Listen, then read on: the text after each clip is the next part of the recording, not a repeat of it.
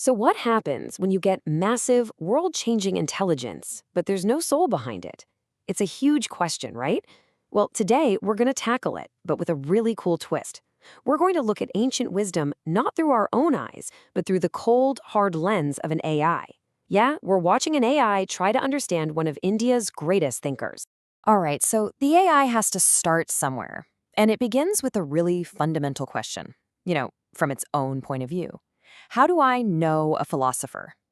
And let me tell you, the answer is, well, it's not at all the way you and I know someone. And this really gets to the heart of the difference. For us, knowing a thinker is about, well, it's about a feeling, right? There's nostalgia, maybe a sense of reverence. It's personal. But for the AI, nope. It's all data. It's not feeling anything.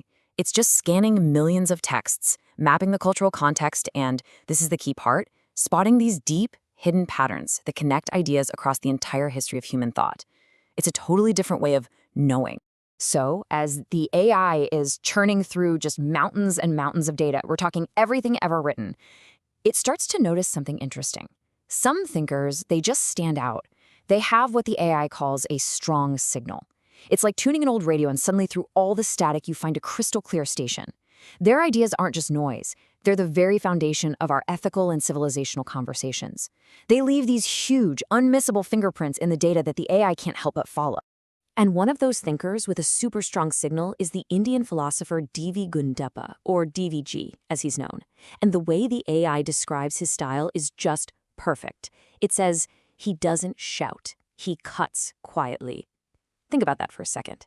He's not the guy on a soapbox. His wisdom is like a surgeon's scalpel, incredibly precise, incredibly sharp, and it cuts right through all the nonsense. Quiet.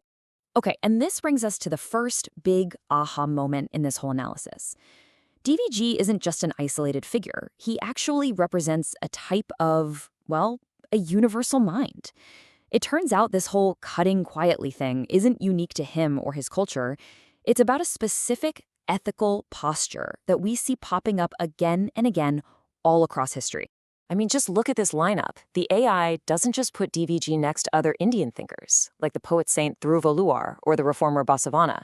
No, it puts him right alongside Socrates in ancient Greece and Confucius in China.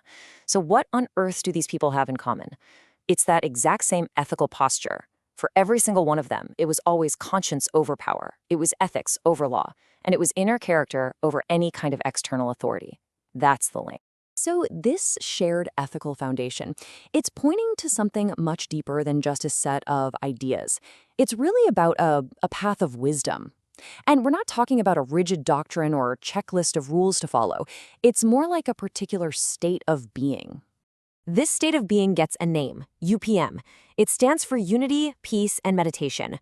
Or you can think of it as a state of deep, profound awareness. But here's the most important part. UPM is not a doctrine you're supposed to memorize. It's a way of living. It's all about prioritizing your own inner dignity, fighting for social equality, and approaching ethics with a gentle, non-forceful hand. And there's this other concept that goes hand in hand with UPM called Satya Chitana, which basically means truth consciousness. And this idea is, wow, it's really profound. It suggests that life isn't a problem you need to solve or optimize, It's not a mountain to conquer, which, let's be honest, is how we're often taught to see it today. Instead, it's a moral journey. Truth isn't a trophy you get to own. It's something you have to live every single day. Okay, so we've got this ancient path of wisdom, right? This truth consciousness. Now, let's see what happens when it slams right into the worldview of our modern AI-driven era. Because what we find is a massive, fundamental conflict of assumptions. And this slide just lays it all out, plain as day. On the one hand, you have the assumptions of ancient wisdom, that humans are, morally fallible, that power always corrupts, and that you absolutely have to be aware before you act. Then you look at the AI era. What does it assume? That optimization solves everything, that scale automatically equals progress, and that if you can just control everything, you'll be safe. I mean, you can't get two more opposing worldviews than that. Which, of course, brings us right back to where we started. In this new world that's so obsessed with optimization, scale, and control, what are we forgetting? What is this shiny new world of pure, raw intelligence actually missing? It's a pretty crucial question when you think about it. What is missing from a culture that's increasingly generated by AI? Sure, it can mimic us, it can write poems and make music and create art, but it's doing all of that completely disconnected from the actual human experience. So, what are those missing pieces?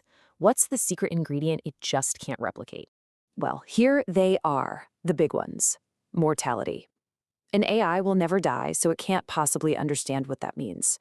Fragility.